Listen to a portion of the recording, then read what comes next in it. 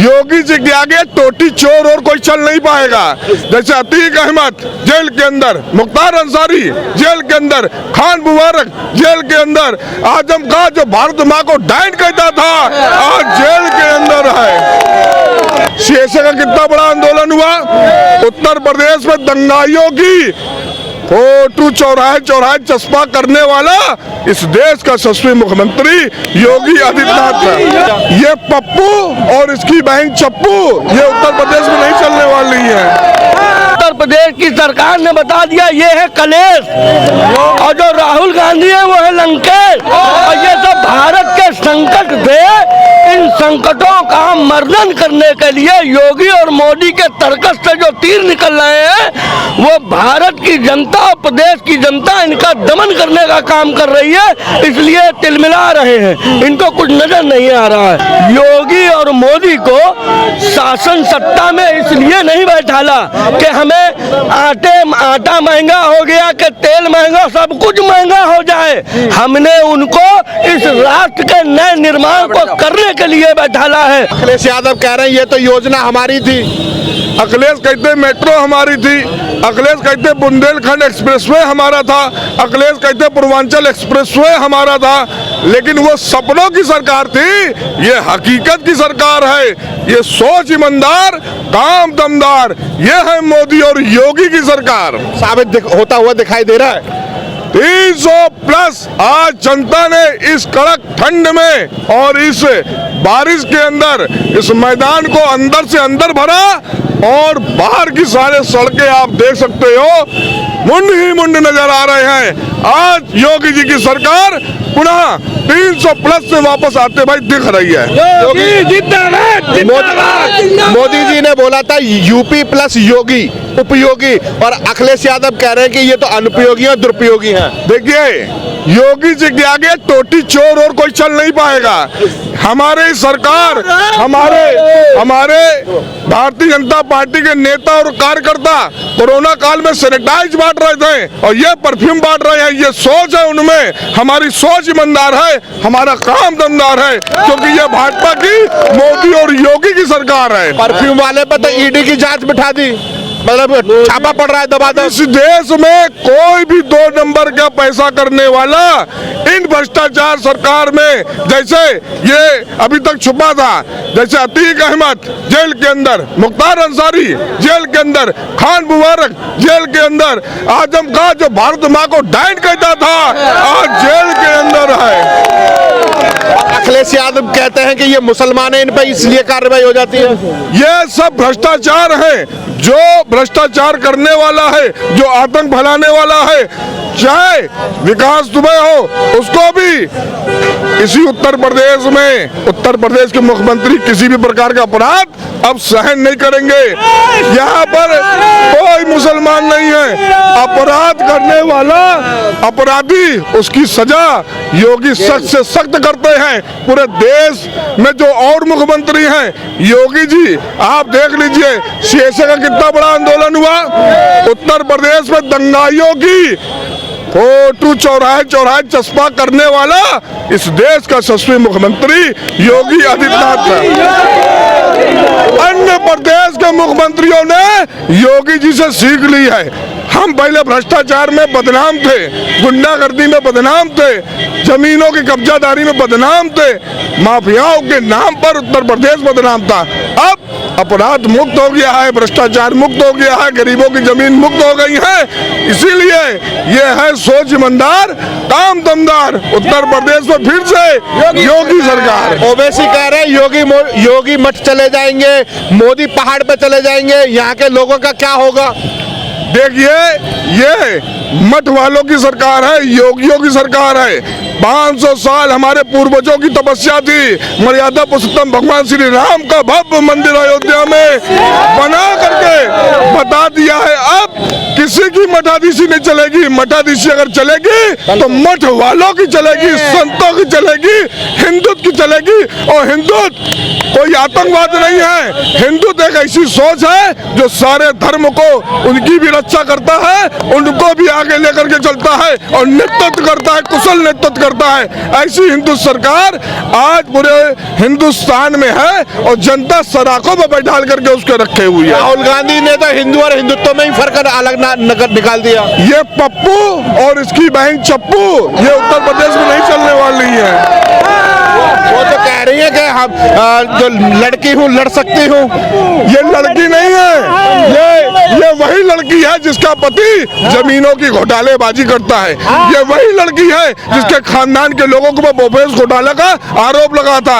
सबसे पहले दूरसंचार का घोटाला इन्हीं के सरकार के मंत्री सुखराम सिंह यादव पे पड़ा था। ये वही सरकार है 2G स्पेक्ट्रम घोटाला करती थी। ये वही सरकार है, ये आपका कॉमनवेल्थ गेम उसमें भी खेल में घोटाला करते थे। ये कोयले का घोटाला करते थे। वो पहले घोटालों की सरकार थी, अब संतों की मठों की। आपके मेट्रो को चलाने वालों की सरकार है, एक्सप्रेसवे बनाने वालों की सरकार है। चाहे बुंदेलखंड एक्सप्रेसवे हो, चाहे पूर्वांचल एक्सप्रेसवे हो, तमाम एक्सप्रेसवे उत्तर प्रदेश की जनता को सौगात में यूपी के मुख्यमंत्री जी ने दिया है। और आज यूपी की जनता ने मोदी जी को बता दिया फिर से योगी सरकार और 300 पार। जय श्री राम। आप क्या कहना चाहेंगे? आपने कहा कि मोदी जी ने योगी जी को कहा बहुत उपयोगी, मगर अखिलेश जी ने अनुपयोगी। लेकिन शायद आपको मालूम होना चाहिए कि उत्तर प्रदेश की सरकार ने बता दिया ये है कलेश, और जो राहुल गांधी है वो है लंकेश। और ये सब भारत के संकट थे।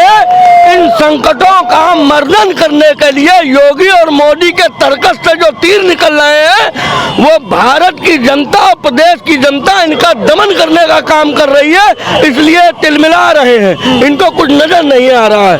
ओवैसी भी तो कह रहे हैं कि योगी मोदी चले जाएंगे तो आपका क्या होगा? देखिए आपने कहा ओवैसी, मुझे लगता है वो ओवैसी नहीं, वो बहसी। उनको जहां भी है बस बहस करना है, उनके पास कुछ है तो है नहीं, इसलिए उनका नाम है ओवैसी। हमारे उत्तर प्रदेश की जनता उनका स्वागत करती है इस नाम से ओवैसी। बस वो बहस करते रहेंगे, बहस करके।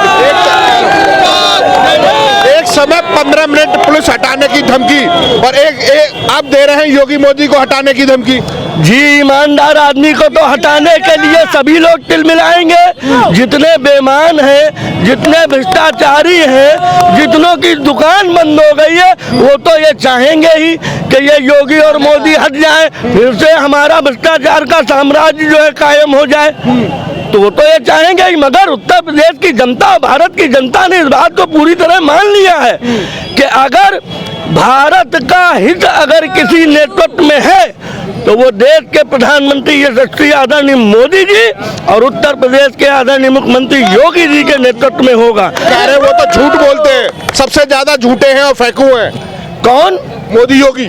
भाई एक बात बताइए कि जो कालिमा है वो सफेदी पर तो बार बार लगने का काम करेगी ही, तो ये सब कालिमा है, ये सफेदी पर अपना जो है प्रभाव डालती है। मगर इस सफेदी में इतनी चमक है, सूर्य की तरह जो अरुणोदय की लालिमा है, उस लालिमा के आगे ये कालिमा का अंत हो जाएगा, ये कालिमा नजर नहीं। सबसे बड़ी बात है कि एक तरफ अयोध्या हो गया, काशी हो गया और केशव प्रसाद मौर्य ने ऐलान कर दिया अब की बार मथुरा की बारी है। देखिए उत्तर प्रदेश की जनता और भारत की जनता ने योगी और मोदी को शासन सत्ता में इसलिए नहीं बैठाला कि हमें आटा महंगा हो गया कि तेल महंगा, सब कुछ महंगा हो जाए। हमने उनको इस राष्ट्र के नए निर्माण को करने के लिए बैठाला है और वो पूरी निष्ठा और ईमानदारी के साथ कर रहे हैं। पूरा ये समझिए जो 70 साल से कोढ़ थे जो हमारे भारत का, उसको हटाने का सैने पूरी तरह से काम हो रहा है। और मेरा ये विश्वास है सन 2029 तक मोदी जी के नेतृत्व में सनातन धर्म की स्थापना हो जाएगी भारत में, चाहे वो किसी धर्म का हो, लेकिन मोदी का अनुयायी होगा। उधर भागवत जी कहते हैं कि हिंदुस्तान में तो सभी हिंदू हैं। जी हाँ, बिल्कुल सही है। जो भारत माँ का सेवक है, चाहे वो किसी भी जात का हो, धर्म का हो, वो सब हिंदू हैं। और जो भारत माँ पर आंख दिखाने का काम करेगा, जो उनके आंचल को शर्मसार करने का काम करेगा, भले ही वो हिंदू क्यों ना हो, हम उसको हिंदू नहीं मानते। कहीं ना कहीं आजम खान ने उस समय भी कहा था कि भारत माँ डायन है। देखिए भाई, आजम खां की बात ही अलग है। वो तो आजम है, अपने आप आजम और जमजम दोनों का अब पूरा जो है वो धरातल में है परचम। तो इसलिए उनकी तो बात ही मत, माफ कीजिए। अब बात तो आप लोग संतों की किया कीजिए, और जो महान आत्माएं भारत माँ ने और जो ईश्वर ने ये दो महान आत्माएं दी है, और इनको जो इनके परिचिन्हों पे जो राजनेता चल रहा है उनकी बात कीजिए। अब ये दुष्ट और दानवों की बात मत कीजिए, क्योंकि अब दानवता पर मानवता का राज हो रहा है। पहले मानवता पर दानवता का राज था। इसलिए मोदी योगी जिंदाबाद।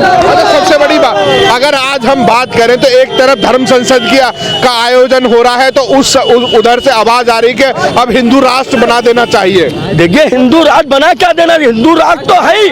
अगर सिर्फ उन मत भ्रष्ट लोगों को ये समझाने की जरूरत है कि आपकी सोच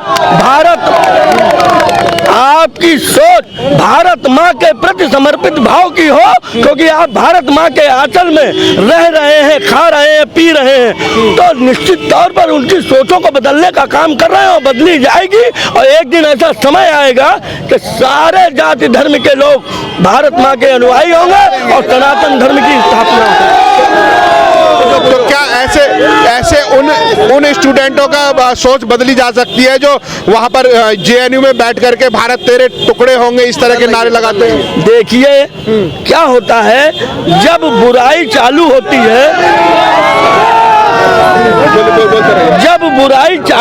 है, तो वो पूरी तरह जल्दी फैलती है और पूरी व्याप्त हो जाती है। लेकिन जब अच्छाई की शुरुआत होती है, तो अच्छाई उस बुराई का समापन करने का पूरा प्रयास करती है, और निश्चित तौर पे वही चल रहा है। एक ना एक दिन मोदी और योगी के नेतृत्व में ये भारत स्वर्णिम इतिहास लिखेगा, उत्तर प्रदेश स्वर्णिम इतिहास लिखेगा, और इसीलिए इसका नाम है उत्तर प्रदेश। यहाँ पर उत्तर दिया जाता है। ये जितने भी दुराचारी हैं, इनके प्रश्नों का उत्तर देने का काम उत्तर प्रदेश की जनता कर रही है।